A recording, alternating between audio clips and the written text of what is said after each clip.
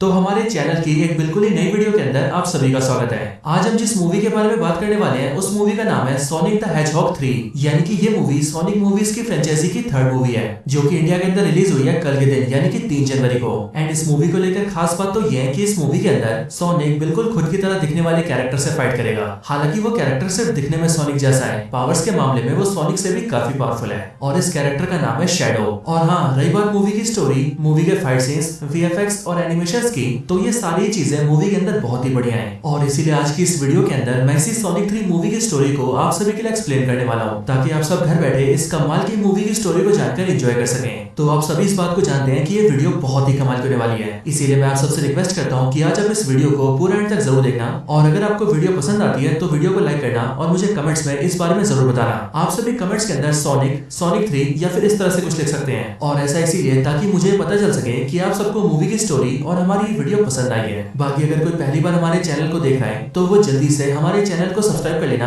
और subscribe button के बगल के बेल आइकन को भी ऑल पर सेट कर लेना ताकि आप हमारे चैनल की सारी लेटेस्ट वीडियोस को सबसे पहले देख सकें। तो आइए अब हम बिना किसी देरी के आज की इस कमाल की, जो भी लोग सोनिक कैरेक्टर और उसकी मूवीज के बारे में नहीं जानते उन सभी को मैं बता दूं कि सोनिक कैरेक्टर और उसकी सारी मूवीज एक जापानीज वीडियो गेम के ऊपर बेस्ड है जिस गेम का नाम है सोनिक द हेजहॉग। और अगर बात की जाए सोनिक मूवीज के यूनिवर्स की तो मूवीज के अंदर सोनिक एक डिफरेंट यूनिवर्स से बिलोंग करता है, एक ऐसे यूनिवर्स में जिस यूनिवर्स के अंदर सोनिक सबसे तेज होता है, यानी कि उसकी दुनिया के अंदर सोनिक से फास्ट और कोई भी नहीं होता है। लेकिन सोनिक के सबसे तेज होने की वजह से बाकी सब उससे नफरत करने लगते हैं और कई बार वो उस पर अटैक भी करते हैं, जिस वजह से सोनिक को अपनी दुनिया छोड़ के अर्थ आना पड़ता है और फिर उसके बाद से वो अर्थ पर ही रहने लगता है। इसके साथ ही सोनिक की दुनिया में उसका देखभाल एक उल्लू किया करती थी, यानी कि एक आउल जिसका नाम था लॉन्ग क्लो, और यही लॉन्ग क्लो सोनिक को सेव करने के लिए उसे अर्थ पर भेजती है। साथ ही साथ वो सोनिक को कई सारे रिंग्स भी दे दी है, ऐसे रिंग्स जिनकी मदद से सोनिक पोर्टल्स को ओपन कर सकता है और एक जगह से दूसरी जगह जा सकता है। बाकी इसके साथ ही सोनिक की मूवीज के अंदर उसके दो फ्रेंड्स भी हैं, जिनमें से पहला है नकल्स और दूसरा है टेल्स, और ये तीनों के तीनों यानी कि सोनिक, नकल्स और टेल्स अर्थ पर एक ह्यूमन कपल के साथ रहते हैं जिन कपल्स का नाम है टॉम एंड मैडी। बाकी इसके अलावा अगर आपने सोनिक की पिछली दोनों मूवीज देखी हैं तो फिर आप बाकी के सारे कैरेक्टर्स को तो जानते होंगे। सो अब इसीलिए सारी बातों को जानने के बाद ही चलिए अब हम सोनिक 3 की स्टोरी को स्टार्ट करते हैं। तो इस मूवी की स्टार्टिंग होती है जापान देश के प्रिजन आइलैंड से, जो कि होता है जापान देश के अंदर टोक्यो शहर के पास। इस प्रिजन आइलैंड पर एक बहुत ही बड़ी जेल होती है और इस जेल के अंदर हम ये देखते हैं कि यहाँ पर सोनिक जैसे एक हेजहॉग को कैद करके रखा गया होता है, वो भी बहुत ही हाई सिक्योरिटी के साथ। और यहाँ पर कई सारे सोल्जर्स होते हैं जो कि इस बात को एंश्योर करते हैं कि ना ही ये हेजहॉग यहाँ से भाग पाए और ना ही कोई यहाँ पर आ सके।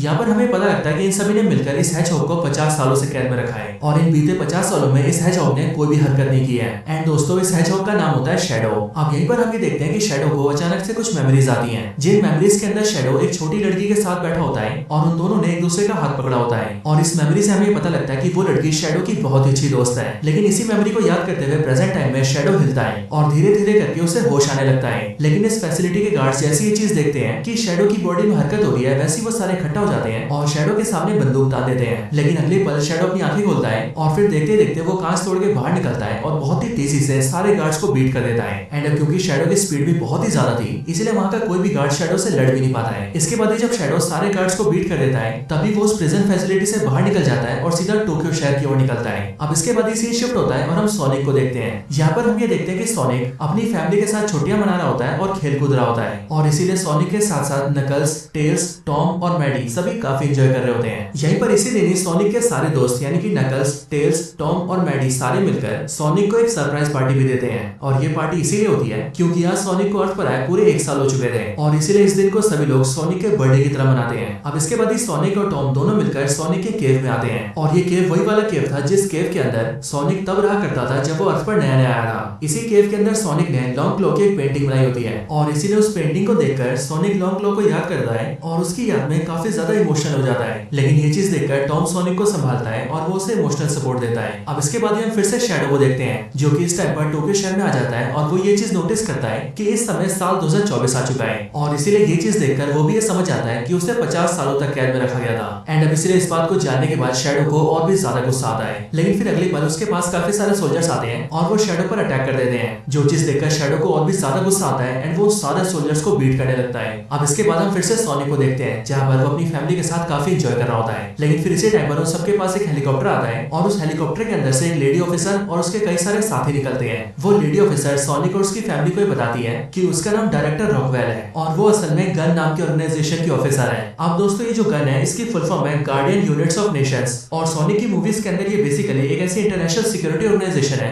जो कि पूरी दुनिया को सारे बड़े खतरों से बचाती है। अब इसी गन ऑर्गेनाइजेशन की डायरेक्टर रॉकवेल यहाँ पर सोनिक और उसकी फैमिली से कहती है कि इस टाइम पर जापान के टोक्यो शहर के अंदर सोनिक की तरह एक हेजहॉग आ गया है, बट वो काफी ज्यादा बुरा है और वो पूरे शहर में तबाही मचा रहा है। और सिर्फ ये नहीं बल्कि वो इतना ज्यादा पावरफुल है कि उनके सारे सोल्जर्स भी उसे रोक नहीं पा रहे हैं। एंड फिर इसीलिए डायरेक्टर रॉकवेल उन सभी से कहती है कि उन्हें इस काम में सोनिक, नकल्स और टेल्स की हेल्प की जरूरत है। और इसीलिए वो लोग ये चाहते हैं कि सोनिक, नकल्स और टेल्स उनके साथ टोक्यो चले और वहां पर चलकर उस इवल हेजहॉग को रोके। अब इस बात को सुनकर सोनिक और उसके दोनों दोस्त मान जाते हैं, जिसके बाद ही सोनिक, नकल्स और टेल्स तीनों मिलकर टॉमी और मैडी को बाय बोलते हैं और डायरेक्टर रॉकवेल के साथ उसके हेलीकॉप्टर से सीधा टोक्यो निकल जाते हैं। इसके बाद टोक्यो शहर पहुंचने के बाद ही वो तीनों हेलीकॉप्टर से जंप करते हैं और नीचे आते हैं। नीचे आते वो तीनों देखते हैं कि उनके आसपास की पूरी जगह बर्बाद हो चुकी है। लेकिन फिर अगले पल उन तीनों के सामने शैडो आता है, यानी कि वही हेजहॉग जिसे रोकने के लिए गन ऑर्गेनाइजेशन ने इन तीनों को यहाँ पर भेजा है। अब शैडो को देखकर सोनिक और उसके दोनों दोस्त काफी हैरान होते हैं, क्योंकि शैडो असल में पूरी तरह से सोनिक जैसे दिखता है। बस फर्क सिर्फ इतना था कि शैडो की बॉडी थोड़े ब्लू के साथ थोड़ी ब्लैक भी थी। बट इन सब के बाद ही सोनिक, नकल्स और टेल्स तीनों मिलकर शैडो से कहते हैं कि वो तीनों यहाँ पर उसे रोकने आए हैं और इसीलिए वो तीनों ये चाहते हैं कि शैडो अभी के अभी इन सारी तबाही को रोक दे और उनसे बातचीत करे,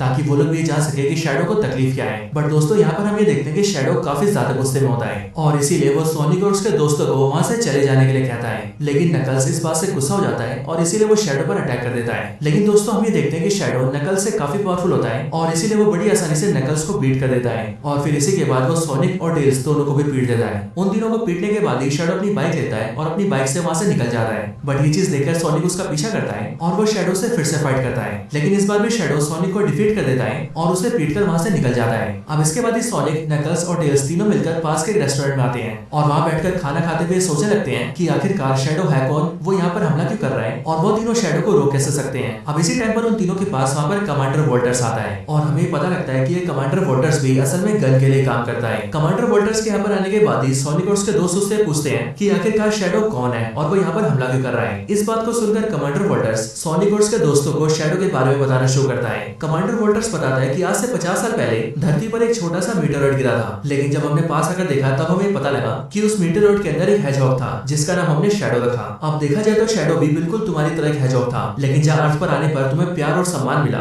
वहीं पर ही जब शैडो अर्थ पर आया था तब उसे नफरत और गुस्सा मिला और सभी ने मिलकर उसका तिरस्कार किया। लेकिन जब उस मीटेरॉइड के अंदर हमें शैडो मिला था तब उस पर रिसर्च करके हमें पता लगा कि शैडो एक ऐसा एलियन है जो कि बहुत तेज भाग सकता है, साथ ही साथ उसकी बॉडी के अंदर कई सारी एनर्जीज भी हैं और इसीलिए हमारी दुनिया के साइंटिस्ट शैडो का इस्तेमाल करने लगे और शैडो की हेल्प से काफी सारी एनर्जी को क्रिएट करने लगे ताकि वो एनर्जी ह्यूमैनिटी के काम आ सके। लेकिन असल में उस टाइम पर हम लोग ये नहीं जानते थे कि शैडो की पावर्स को हम लोग संभाल नहीं पाएंगे, क्योंकि एक बार जब साइंटिस्ट शैडो की पावर्स पर एक्सपेरिमेंट कर रहे थे तब उस टाइम पर इतनी ज्यादा एनर्जी क्रिएट हो गई कि उससे पूरा का पूरा लैब ही तबाह हो गया और उस तबाही में बहुत सारे लोग मारे गए। एंड इसीलिए इस चीज को देखते हुए उस पूरे एक्सपेरिमेंट को क्लोज कर दिया गया और जो मेन साइंटिस्ट इस पूरे एक्सपेरिमेंट को कर रहा था उसे भी जेल में डाल दिया गया। और रही बात शैडो की, तो शैडो हमारे लिए बहुत कीमती था, इसीलिए हम उसे खत्म नहीं कर सकते थे। लेकिन अब क्योंकि शैडो से ह्यूमैनिटी को बहुत बड़ा खतरा था, इसीलिए हमारी गन नाम की ऑर्गेनाइजेशन ने उसे कैद कर दिया और फिर तब से लेकर अब तक यानी कि बीते 50 सालों तक शैडो हमारी कैद में रहा। लेकिन अब वो शैडो बाहर आ चुका है और वो तबाही मचा रहा है। लेकिन अब इसके बाद ही हम लोग ये देखते हैं कि वहां पर कई सारे ड्रोन्स आ जाते हैं और वो सारे ड्रोन्स मिलकर एक ही बार में उस रेस्टोरेंट पर अटैक कर देते हैं। लेकिन सही टाइम पर वहां पर एक बाइकर आता है और वो बाइक वाला वहां के सारे ड्रोन्स को डिस्ट्रॉय कर देता है। लेकिन फिर इस हमले के बाद ही सोनिक ये देखता है कि इस हमले की वजह से कमांडर वोल्टर्स काफी घायल हो चुके हैं और इसीलिए ये देखकर वो जल्दी से कमांडर के पास जाता है। लेकिन तभी कमांडर वोल्टर्स अपनी जेब से की निकालते हैं और वो उस की को सोनिक को देते हैं एंड वो कहते हैं कि ये की बहुत ही खतरनाक और बहुत ही कीमती है और इसीलिए वो चाहते हैं कि सोनिक इसका ध्यान रखे, क्योंकि उन्हें सिर्फ सोनिक पर ही भरोसा है। अब उस की को लेने के बाद ही सोनिक, नकल्स और टेल्स तीनों मिलकर उस बाइकर के पीछे जाते हैं जिस बाइकर ने उन सारे ड्रोन्स को डिस्ट्रॉय किया था। बाइकर्स का पीछा करके उन तीनों को पता लगता है कि वो बाइकर और कोई नहीं बल्कि सोनिक पार्ट 1 और पार्ट 2 में दिखने वाले डॉक्टर एगमैन का असिस्टेंट था, यानी कि एजेंट स्टोन। अब एजेंट स्टोन से मिलने के बाद ही वो तीनों से कहते हैं कि अभी जिन ड्रोन्स ने उस पर अटैक किया था वो ड्रोन्स और किसी के नहीं बल्कि डॉक्टर एगमैन के थे। लेकिन इस बात को सुनकर एजेंट स्टोन कहता है कि वो जानता है कि वो सारे ड्रोन्स डॉक्टर एगमैन के थे, लेकिन वो ये बता सकता है कि इस टाइम पर ये अटैक डॉक्टर एगमैन ने नहीं करवाया है, बल्कि असल में वो सारे ड्रोन्स किसी ने चोरी करे और फिर उसने अटैक करवाया है। अब ये बोलने के बाद ही एजेंट स्टोन सोनिक और उसके सारे दोस्तों को डॉक्टर एगमैन के पास ले जाता है और वहां पहुंचकर वो तीनों भी ये देखते हैं कि डॉक्टर एगमैन इस टाइम पर जिंदा है और वो इस टाइम पर मूवी देख रहा है। और जिंदा वाली बात इसलिए दोस्तों क्योंकि अगर आप सभी ने पार्ट 2 देखा है तो सोनिक पार्ट 2 के एंडिंग में हमें ऐसा दिखाया गया था कि डॉक्टर एगमैन की मौत हो चुकी है, लेकिन असल में उस टाइम पर एजेंट स्टोन ने डॉक्टर एगमैन को बचा लिया होता है। अब यहाँ पर आने के बाद ही एजेंट स्टोन भी डॉक्टर एगमैन को बताता है कि सर आपके ड्रोन्स किसी ने चोरी कर लिए हैं और वो उनका इस्तेमाल भी कर रहा है। अब डॉक्टर एगमैन को जैसे ये पता लगता है कि कोई उसके ड्रोन्स को चोरी करके यूज कर रहा है, वैसे वो जल्दी से अपनी टेक्नोलॉजी का इस्तेमाल करता है और वो उस लोकेशन के बारे में जान जाता है जहाँ से उसके ड्रोन्स यूज हो रहे हैं। और असल में दोस्तों ये लोकेशन बिल्कुल वही लोकेशन होती है जहाँ पर शैडो को कैद करके रखा गया था। एंड फिर इसके लिए doctor Eggman, agent Stone, Sonic, Knuckles और टेल्स पांचों मिलकर अपनी टीम बनाते हैं और इस बारे में और जानने के लिए और उस ड्रोन चोर को पकड़ने के लिए सीधा वहां पर जाने के लिए निकल जाते हैं। दूसरी साइड हम उस लोकेशन को देखते हैं यानी कि उस जेल को, और यहाँ पर हम ये देखते हैं कि इस प्रिजन के अंदर शैडो फिर से आता है। हम ये देखते हैं कि आखिरी बार शैडो ने यहाँ से निकलते टाइम सब कुछ डिस्ट्रॉय कर दिया था, बट इस बार जब शैडो दोबारा यहाँ पर आता है तब वो यहाँ पर एक लड़की को याद करता है जिस लड़की का नाम होता है मारिया। अब दोस्तों इसी टाइम पर कहानी फ्लैशबैक में जाती है और हमें स्टोरी बताई जाती है। 50 साल पहले कहानी में हम ये देखते हैं कि जब अर्थ पर शैडो को पकड़ के उस पर एक्सपेरिमेंट किए जाते थे तब उन सारे एक्सपेरिमेंट्स का एक हेड हुआ करता था और उस मेन साइंटिस्ट का नाम था डॉक्टर गेराल्ड रॉबर्टनिक। और दोस्तों ये डॉक्टर गेराल्ड और कोई नहीं बल्कि डॉक्टर एगमैन का दादा था। लेकिन 50 साल पहले जब ये डॉक्टर गेराल्ड शैडो पर काम कर रहा था तब उसी टाइम पर उसकी एक पोती भी थी जिसकी उम्र 10-12 साल थी और उसी का नाम था मारिया। अब मारिया अपने ग्रैंडफादर डॉक्टर हेराल्ड से मिलने के लिए उसी फैसिलिटी के अंदर आया करती थी जहाँ पर शैडो के ऊपर एक्सपेरिमेंट किए जाते थे और इसीलिए यहाँ पर आकर जब वो शैडो को देखती है तब वो शैडो से दोस्ती कर लेती है और रोज उसके साथ हंसती खेलती है। धीरे धीरे करके शैडो और मारिया काफी अच्छे दोस्त बन जाते हैं और इसीलिए वो एक दूसरे के साथ काफी टाइम स्पेंड करते हैं और एक साथ मिलकर कई सारी चीजें करते हैं जैसे कि लैब के अंदर साथ में घूमना, घर बैठकर मूवीज देखना और रात को एक साथ बैठ के बातें करना। अब शैडो और मारिया के साथ सब कुछ काफी अच्छा चल रहा होता है, यहाँ तक कि डॉक्टर हेराल्ड जो कि मारिया के ग्रैंडफादर थे और जो शैडो के ऊपर काम कर रहे थे वो भी उन दोनों की दोस्ती के लिए काफी खुश रहते थे। लेकिन फिर एक दिन अचानक से ये ऑर्डर्स आते हैं कि शैडो को डॉक्टर हेराल्ड की कस्टडी से ले लिया जाएगा और उसे काफी दूर ले जाया जाएगा। अब ये बात जैसे डॉक्टर हेराल्ड और मारिया को पता लगती है वैसे वो दोनों काफी दुखी हो जाते हैं और इसीलिए वो शैडो को लेकर वहां से भागने लगते हैं। बट फिर ये चीज देखकर कुछ सोल्जर्स उन पर अटैक करते हैं और फिर उसी बीच एक सोल्जर की गोली एक ऐसे कंटेनर को लग जाती है जिस कंटेनर के अंदर शैडो की काफी सारी एनर्जी को स्टोर करके रखा गया था और इसलिए वहां पर गोली लगते ही उस पूरे लैब में ब्लास्ट हो जाता है और वहां के कई सारे लोग मारे जाते हैं। उसी ब्लास्ट के अंदर मारिया की भी मौत हो जाती है। इसीलिए मारिया अपने दादा डॉक्टर हेराल्ड और अपने सबसे अच्छे दोस्त शैडो दोनों के सामने अपना दम तोड़ देती है। बट मारिया की मौत की वजह से डॉक्टर हेराल्ड और शैडो दोनों काफी ज्यादा टूट जाते हैं। बट उसी टाइम पर उन दोनों को कस्टडी में ले लिया जाता है और उन दोनों में से डॉक्टर हेराल्ड को जेल में कैद कर दिया जाता है और शैडो को भी कैद करने के लिए एक हाई सिक्योरिटी प्रिजन में डाल दिया जाता है। अब दोस्तों यहीं पर ये पास्ट की स्टोरी एंड होती है और इसी टाइम पर हम ये देखते हैं कि शैडो जहाँ पर खड़ा होकर सारी बातें याद कर रहा होता है वहीं पर उसके पास एक आदमी आता है और दोस्तों ये आदमी और कोई नहीं बल्कि मारिया का ग्रैंडफादर डॉक्टर गेराल्ड होता है। इसलिए यहाँ पर उसे देखकर शैडो को भी काफी खुशी होती है। यहाँ पर ये दोनों आपस में मिलकर मारिया की बातें करते हैं और शैडो डॉक्टर गेराल्ड से कहता है कि वो आज भी मारिया को भूल नहीं पा रहा है। ये बात सुनकर डॉक्टर गेराल्ड उससे कहता है कि वो भी मारिया को नहीं भूला है और इसीलिए जो भी मारिया के साथ हुआ अब वो दोनों मिलकर उसका बदला लेंगे। अब दोस्तों इसके बाद ही सीन शिफ्ट होता है और हम ये देखते हैं कि डॉक्टर एगमैन, सोनिक और उनकी पूरी टीम वहां पर पहुंच जाती है क्योंकि डॉक्टर एगमैन को उनके ड्रोन्स चलने की खबर यहीं से आई होती है। अब इसी टाइम पर डॉक्टर गेराल्ड और शैडो को भी पता चल जाता है कि उनके प्रिजन के बाहर कोई तो आया है और इसीलिए वो लोग छुप जाते हैं। इधर सोनिक और उनकी टीम जैसी अंदर आती है वैसी वो सारे बिखर जाते हैं और सभी मिलकर डॉक्टर एगमैन के ड्रोन्स को ढूंढने लगते हैं। लेकिन इसी चीज का फायदा उठाकर शैडो बारी बारी सबके पास जाता है और वो सबको पकड़ के अपने पास ले आता है। इधर आखिर में जो डॉक्टर एगमैन होता है वो सीधा जाकर डॉक्टर गेराल्ड से मिलता है और डॉक्टर गेराल्ड को देखकर उसे ये पता लगता है कि उसके सामने जो आदमी खड़ा है वो बिल्कुल उसी की तरह दिखता है। लेकिन यहाँ पर डॉक्टर एगमैन से मिलकर डॉक्टर गेराल्ड उसे बताता है कि वो असल में उसका दादाजी है और उसी ने उसके ड्रोन्स को उठाया था और वही उसके ड्रोन्स को यूज भी कर रहा था। अब दोस्तों डॉक्टर एगमैन को पता चल जाता है कि उसके ड्रोन्स को और कोई नहीं बल्कि उसका दादाजी यूज कर रहा था और सिर्फ ये नहीं बल्कि यहाँ पर अपने दादा से मिलकर उसे काफी खुशी भी होती है। इसके बाद ही एगमैन का दादा यानी कि डॉक्टर गेराल्ड एगमैन को लेकर थोड़ा अंदर आता है और फिर इसके बाद ही वो लोग देखते हैं कि वहाँ पर शैडो ने सोनिक, नकल्स, टेल्स और यहाँ तक कि एजेंट स्टोन चारों के चारों को बांध कर रखा होता है और इन सबके पास आकर डॉक्टर गेराल्ड सोनिक की जेब से उस की को भी निकाल लेता है जो कि उसे कमांडर वॉल्टर्स ने दी थी। अब इसके बाद ही डॉक्टर गेराल्ड अपने बारे में बताता है और सारी डिटेल्स देता है। डॉक्टर गेराल्ड कहता है कि जो मेरी पोती मारिया थी उसकी मौत का कारण ये गन ऑर्गेनाइजेशन वाले थे और इन गन वालों की वजह से न सिर्फ मेरी पोती मारिया मरी बल्कि मुझे भी कई सालों के लिए जेल में डाल दिया गया। लेकिन मैंने अपनी लाइफ में एक बहुत ही खतरनाक हथियार का डिजाइन बनाया था और मैंने उसका नाम दिया था एक्लिप्स और ये एक्लिप्स एक ऐसा खतरनाक हथियार होता जो कि स्पेस में जाकर एक ही बार में पूरे अर्थ को डिस्ट्रॉय कर सकता है। और जब मैं जेल में था तब गन वालों ने मुझसे बोला कि मैं उन लोगों को अपने इसी खतरनाक हथियार का डिजाइन दे दूं और मुझे भी जेल से बाहर निकलने के लिए उनसे ये डील करनी पड़ी और अपने इस एक्लिप्स का डिजाइन उन्हें देना पड़ा। लेकिन एक्लिप्स असल में मेरा है और इसीलिए मैं इन गन वालों से अपने एक्लिप्स को भी लूंगा और उनसे अपनी पोती मारिया की मौत का बदला भी लूंगा। अब इन सब के साथ ही यहाँ पर हमें ये भी पता लगता है कि डॉक्टर गेराल्ड की बनाई हुई जो एक्लिप्स है वो असल में 2 कीज से चलती है और उन्हीं में से पहली की कमांडर वॉल्टर्स के पास थी जो उन्होंने सोनिक को दे दी थी। लेकिन अब डॉक्टर गेराल्ड ने उस की को सोनिक से हासिल कर लिया है और अब बस उन्हें दूसरी की को हासिल करना है। लेकिन दोस्तों जो सेकंड की है वो इस टाइम पर लंदन में गन ऑर्गेनाइजेशन के हेडक्वार्टर्स के अंदर है और उस की को वहां पर बहुत ही सिक्योरिटी से रखा गया है। लेकिन डॉक्टर गेराल्ड ये कहता है कि अब वो शैडो और अपने पोते की मदद से उस की को भी हासिल करेगा और गन वालों से अपनी पोती मारिया की मौत का बदला लेगा। अब फिर ये बोलने के बाद ही डॉक्टर गेराल्ड अपने पोते एगमैन और शैडो को लेकर वहां से निकल जाता है। लेकिन जाने से पहले वो वहां पर एक छोटा सा गोला फेंक देता है जो कि असल में एक मिनी ब्लैक होल होता है, इसीलिए वो अपने आसपास की सारी चीजों को खाने लगता है। बट सोनिक और उसके दोस्त सही टाइम पर वहां पर अपनी रिंग निकालते हैं और जल्दी से पोर्टल खोल के वहां से दूर चले जाते हैं। लेकिन जब वो लोग रिंग से टेलीपोर्ट होकर बाहर आते हैं तब वो लोग देखते हैं कि उनकी आंखों के सामने वो रिंग आसपास की सारी चीजों को खा जाता है। बट इसके बाद ही सोनिक, नकल्स और टेल्स ये फैसला करते हैं कि इस टाइम पर डॉक्टर गेराल्ड, एगमैन और शैडो जो करने वाले हैं उन्हें वैसा करने से उन्हें रोकना ही होगा।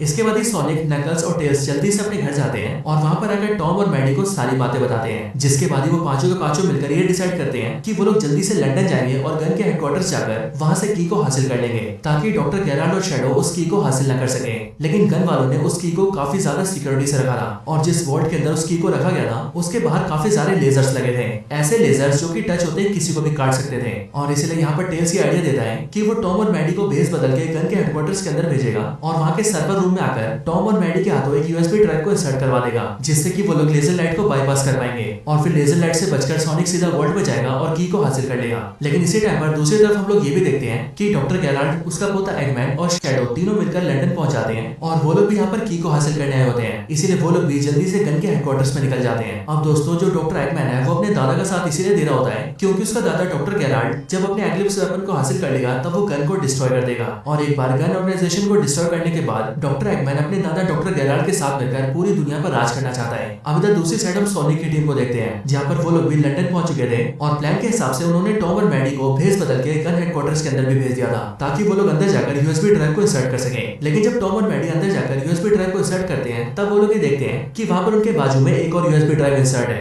और ये वाला यूएसबी ड्राइव असल में डॉक्टर गेराल्ड और डॉक्टर एगमैन ने लगाया होता है। अब इस सब के बाद ही वॉल्ट के अंदर हम ये देखते हैं कि वहां पर की को हासिल करने के लिए डॉक्टर गेराल्ड और एगमैन घुस जाते हैं और साथ ही साथ वहां पर सोनिक भी पहुंचता है। लेकिन जब वो लोग की को पकड़ने वाले होते हैं तभी हम लोग ये देखते हैं कि वो सब के सब जमीन से चिपक जाते हैं। इसके बाद ही वहां पर डायरेक्टर रॉकवेल अपने कई साथियों के साथ आती है और हम ये देखते हैं कि उसने यहाँ पर टॉम और मैडी को भी अरेस्ट कर लिया है। एंड फिर यहीं पर ही रॉकवेल सबको बताती है कि वो असल में पहले से जानती थी कि वो लोग यहाँ पर की को हासिल करने आए हैं और इसीलिए उसने यहाँ पर उन सबको पकड़ लिया है। लेकिन दोस्तों सबके पकड़े जाने के बाद ही हम लोग ये देखते हैं कि वहां पर नकल्स भी आ जाता है जिस वजह से वहां पर सब उथल पुथल हो जाता है और सभी की को लेकर इधर उधर भागने लगते हैं। बट तभी वहां पर शैडो आता है और वो की को हासिल कर लेता है। लेकिन शैडो के एक हमले की वजह से टॉम काफी ज्यादा जख्मी हो जाता है। लेकिन शैडो वहां पर रुकता नहीं है और वो जल्दी से की को हासिल करके डॉक्टर गेराल्ड और एगमैन को लेकर वहां से निकल जाता है। इधर सोनिक, नकल्स और टेल्स जब ये देखते हैं कि टॉम काफी ज्यादा जख्मी होकर बेहोश हो गया तब उन्हें उसकी काफी चिंता होती है और फिर इसीलिए वो लोग मैडी के साथ मिलकर उसे जल्दी से एम्बुलेंस में ले जाते हैं जिसके बाद मैडी टॉम को संभालती है और उसे हॉस्पिटल ले जाती है। इसके बाद सोनिक को ये सब देख के बहुत ज्यादा गुस्सा आता है एंड अब क्योंकि डॉक्टर गेराल्ड, डॉक्टर एगमैन और शैडो की वजह से टॉम भी जख्मी हो गया था इसलिए उसका दिमाग बहुत ज्यादा पिनक जाता है और इसीलिए वो ये फैसला करता है कि अब चाहे कुछ भी हो जाए वो उन तीनों को रोक कर ही रहेगा।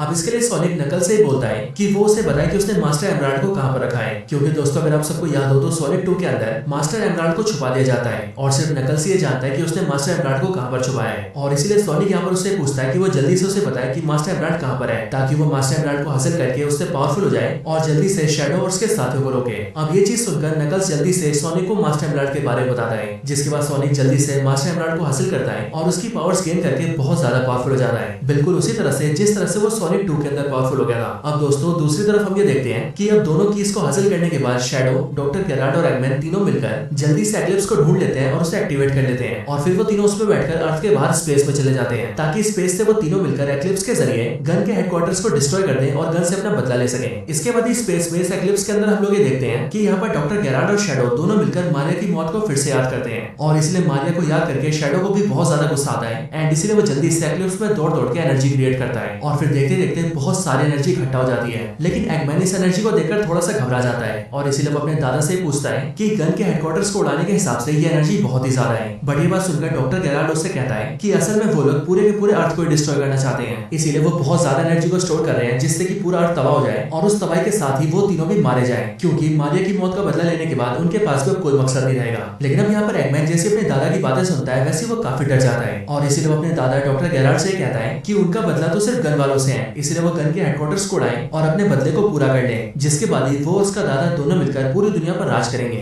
और इसीलिए वो अपने दादा से रिक्वेस्ट करता है कि वो पूरे के पूरे अर्थ को डिस्ट्रॉय ना करे क्योंकि अर्थ उनका भी घर है। लेकिन दोस्तों हम ये देखते हैं कि एगमैन का दादा यानी कि डॉक्टर गेराल्ड उसकी कोई बात नहीं मानता है और वो जल्दी से एक्लिप्स को एक्टिवेट कर देता है, जिसके बाद एक्लिप्स के एक्टिवेट होते ही 10 मिनट का टाइमर स्टार्ट होता है और अब इस 10 मिनट के टाइमर के खत्म होते ही सीधा अटैक हो जाएगा और एक बार अटैक होते ही पूरी दुनिया तबाह हो जाएगी। लेकिन दोस्तों इसी टाइम पर हम ये देखते हैं कि सोनिक वहां पर आ जाता है, जिसके बाद ही वो सीधा एक्लिप्स में छेद करके घुसता है और शैडो को पकड़ के सीधा धरती पर ले आता है। लेकिन अर्थ पर ही उन दोनों की फाइट होती है, जिस फाइट के अंदर हम ये देखते हैं कि शैडो सोनिक को बहुत ही जोर से पंच मारता है। इस पंच की वजह से सोनिक की बॉडी से एमराल्ड बाहर आ जाता है और एमराल्ड जिन 7 हीरो से मिलकर बना है वो सातों के सातों भी अलग हो जाते हैं। इसके बाद उन सारे हीरो को देखकर सोनिक और शैडो दोनों उसे पकड़ने जाते हैं, जिसके बाद आधे हीरे सोनिक को मिलते हैं और आधे शैडो को। एंड अब इसीलिए मास्टर एमराल्ड की पावर दोनों में आधी आधी बढ़ जाती है और फिर इस पावर को हासिल करते ही वो दोनों फाइट करने लगते हैं और फाइट में एक दूसरे को बहुत बुरी तरह से मारते हैं। इधर दूसरी साइड स्पेस में हम ये देखते हैं कि डॉक्टर एगमैन ये समझ जाता है कि वो अपने दादा को समझा नहीं सकता है और इसीलिए वो उसे रोकने के लिए उस पर अटैक कर देता है, जिसके बाद यहाँ एक्लिप्स के अंदर भी दादा पोते की लड़ाई स्टार्ट हो जाती है। इधर सोनिक और शैडो की लड़ाई में हम ये देखते हैं कि वहाँ पर सोनिक शैडो पर भारी पड़ने लगता है, जिसके बाद सोनिक लड़ते हुए सीधा शैडो को मून पर लाता है और वहाँ पर उसे पीट पीट के पावरलेस कर देता है। लेकिन शैडो को पीटते पीटते सोनिक को टॉम की बात याद आती है, क्योंकि टॉम ने सोनिक से एक बार ये कहा था कि तुम्हारे दिल में अच्छाई है और तुम अपने दिल से इस अच्छाई को कभी मिटने मत देना। और फिर इसीलिए टॉम की इस बात को याद करके सोनिक रुक जाता है और वो शैडो को पीटता नहीं है। ये चीज देखकर शैडो चौंक जाता है और इसीलिए वो सोनिक से पूछता है कि आखिरकार वो उसे खत्म क्यों नहीं कर रहा है। जो बात सुनकर सोनिक शैडो को बताता है कि वो बुरा नहीं है और इसीलिए वो उसे जान से नहीं मारेगा। अब सोनिक को देखकर और उसकी बातें सुनकर शैडो को मारिया याद आती है और वो ये देखता है कि मारिया भी बिल्कुल ऐसे ही सोचती थी। एंड अब इसीलिए शैडो भी ये समझ जाता है कि वो जो भी कर रहा है वो गुस्से में कर रहा है और गुस्से में किया गया काम हमेशा गलत ही होता है। और अब इसीलिए शैडो डिसाइड करता है कि वो सोनिक का साथ देगा और सोनिक के साथ मिलकर डॉक्टर गेराल्ड को रोकेगा।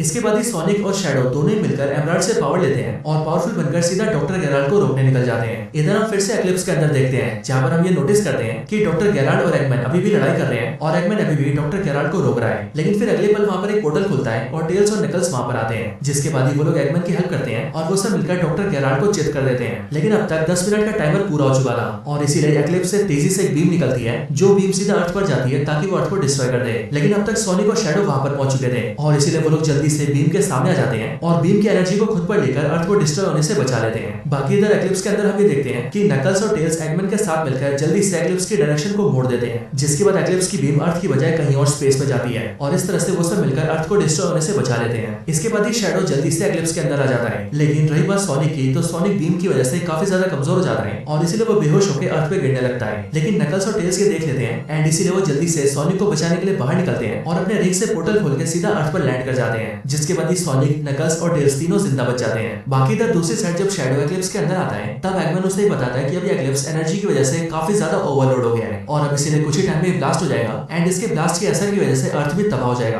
अब ये बात सुनकर शैडो एगमैन से कहता है कि ये चीज हमने करी है और इसीलिए इस चीज से अर्थ को बचाने का काम भी हमारा ही है। अब इसके लिए शैडो एक्लिप्स को धक्का मार के उसे अर्थ से दूर करने लगता है ताकि उसके ब्लास्ट का असर अर्थ पर ना हो। और बाकी डॉक्टर एगमैन एक्लिप्स के अंदर ओवरलोड हुई एनर्जी को कंट्रोल करने की कोशिश करता है ताकि उसे और शैडो को थोड़ा ज्यादा टाइम मिल सके। और फिर जब वो दोनों मिलकर एक्लिप्स को काफी दूर ले आते हैं तब उसके बाद ही एक्लिप्स तबाह हो जाता है और ये तबाही इतनी बड़ी होती है कि ये अर्थ से भी साफ दिखती है और सोनिक, नकल्स और टेल्स तीनों मिलकर भी इस धमाके को देखते हैं। लेकिन अब इसके बाद ये सीन खत्म होता है और 1 महीना बीत जाता है और फिर 1 महीने बाद हम लोग ये देखते हैं कि अब सोनिक, नकल्स, टेल्स, टॉम और मैडी सारे मिलकर फिर से वैकेशन पर जाते हैं और वहाँ पर बहुत ज्यादा एंजॉयमेंट करते हैं क्योंकि अब सब कुछ ठीक हो चुका है। और फिर इसीलिए इसके साथ ये मूवी खत्म हो जाती है। लेकिन दोस्तों मूवी के खत्म होने के बाद ही मूवी के अंदर पोस्ट क्रेडिट सीन आता है और पोस्ट क्रेडिट सीन के अंदर हम लोग ये देखते हैं कि रात के टाइम पर जंगल में सोनिक भाग रहा होता है, बट उसी टाइम पर उसने वहाँ पर कई सारे मैकेनिकल हेजहॉग घेर लेते हैं, यानी कि वो सारे हेजहॉग उसी की तरह होते हैं बट वो मैकेनिकल होते हैं और वो सब मिलकर उस पर हमला करने वाले होते हैं कि तभी वहाँ पर कोई दूसरा आता है और वो शख्स वहाँ पर आकर उन सारे मैकेनिकल हेजहॉग को बीट कर देता है और सोनिक को बचा लेता है। और फिर जब वो शख्स अपने आप को रिवील करता है तब हमें पता लगता है कि वो कैरेक्टर और कोई नहीं बल्कि सोनिक द हेजहॉग की गर्लफ्रेंड है, जिसका नाम है एमी रोज। और ये एमी रोज मोस्ट प्रोबेबली हमें सोनिक के साथ उसकी नेक्स्ट मूवी के अंदर दिखेगी। लेकिन दोस्तों इसके साथ ही ये पूरी मूवी खत्म हो जाती है। सो दोस्तों आप मुझे बताइए कि आपको ये मूवी और हमारी वीडियो कैसी लगी। अगर आपको कुछ भी पसंद आया तो वीडियो को लाइक करना और कमेंट्स के अंदर सोनिक या फिर सोनिक 3 जरूर लिखना।